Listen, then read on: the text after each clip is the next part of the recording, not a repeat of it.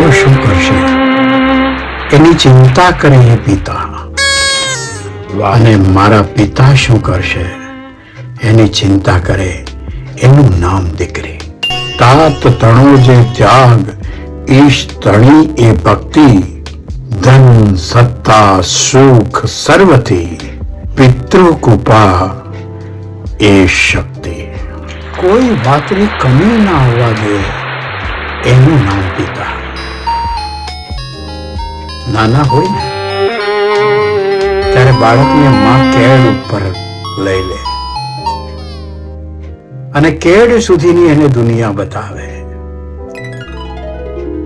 પિતા એનાથી આગળ વધીને એ નાના દીકરાને પોતાના ખભા ઉપર બેસાડે અને કેડથી ઊંચી ખભા સુધીની દુનિયા એને બતાવે.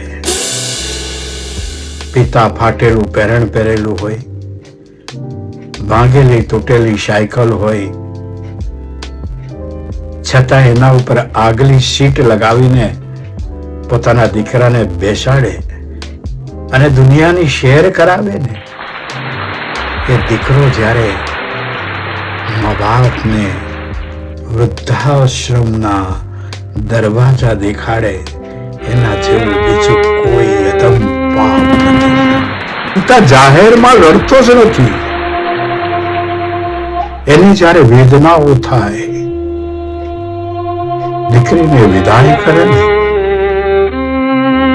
એ પછી એ ઓશિકામાં માથું સંતાડીને રડતો હોય છે. દરેક બાળક માટે એમનો પિતા એનો સર્વશ્રેષ્ઠ હીરો છે.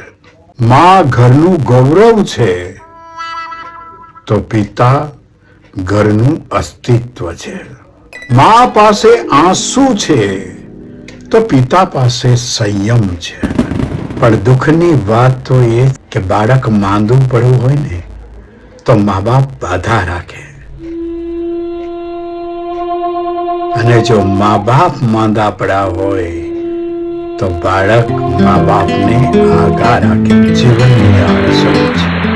એ ભૂલી જાય છે કે હું તો પીછું છું કાળના પંખીની પાંખનો, આજે સ્પર્શું આપને કાલે ખરી જઈશ, પણ મારો ટહુકો મોરલાની જેમ ચાલશે. ઘેરાશે વાદળો અને હું સાંભળી જઈશ.